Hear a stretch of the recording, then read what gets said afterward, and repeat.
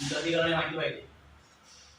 त्याच्यामध्ये सुप्रीम कोर्टाने हायकोर्टाने स्पष्ट गाईडलाईन दिले आहे, जर तुम्ही प्रवाशांना टॅक्स घेता, आमच्याकडे टॅक्स घेता, तर प्रवाशांना चांगली सुविधा देणे, चांगली सुख सुविधा देणे ही तुमची नैतिक जबाबदारी आहे ना। मग तुमच्याकडे वारंवार या लोकांना त्रास होतो की नाही, होतो की नाही?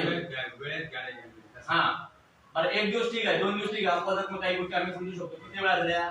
मानगाव सावंतवाडी तूपोडा तुमचे वेस्टीवर कायम तुमचा विषय चालू राहील 6 महिने शेवटच्या गाडीला। पहिली गोष्ट तुम्ही 7:30 ची गाडी 6:50 ची केली, 7:30 ची गाडी 6:50 ला केली, ठीक आहे, तुम्हाला टेक्निकल काही प्रॉब्लेम असेल तुम्ही केली, मग 6:50 ला गाडी का सुटत नाही हो?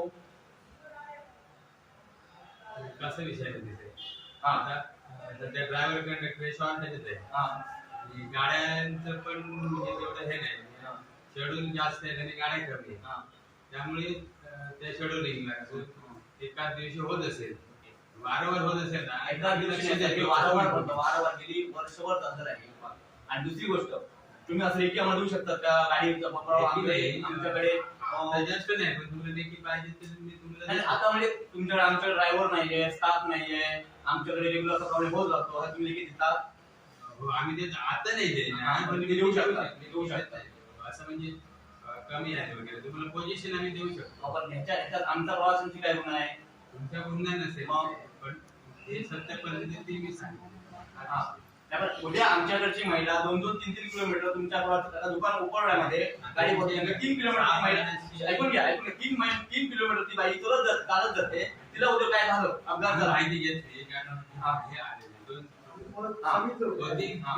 आता या महिला वर्ग तुमच्याकडे आल्या काय याच्याशी तुम्ही तुमचा पण वाहतूक नियंत्रण करत कोण होते? 19 वाहतूक नियंत्रक होते, बघितलं पाहिजे ना तिने, यांचा त्याला बाप विचारतात, ते तुमचा बाप पगार देतो, आमचाच बाप पगार देतो त्यांना, आणि तुम्हाला पण ते आहे तर बोलव ना त्याला। ही बोलायची पद्धत झाली, ही भाषा नाही हो तुमची, ती एक महिला आहे, तुम्हाला कळलं पाहिजे ना, संध्याकाळच्या वेळेला तुमचं कंट्रोल खाली पाहिजे, खाली काय नाही, खाली स्टँड ठेवलं तुम्ही ना, खाली कंट्रोल का नाही तुमचा वाहतूक नियंत्रक? खालच्या स्टँडची अवस्था पण बघा, तुमची पण जबाबदारी आहे ना, आम्ही मागणी करणार, तुमची सुविधा काय, जबाबदारी काय? प्रवासाने काय सुविधा तुम्ही त्यांना मागणी केल्यानंतर?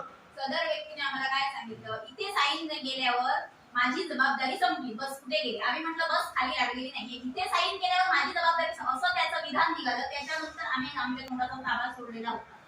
असं कोणीही बोलू शकत नाही, तुम्ही बोलू शकता का असं?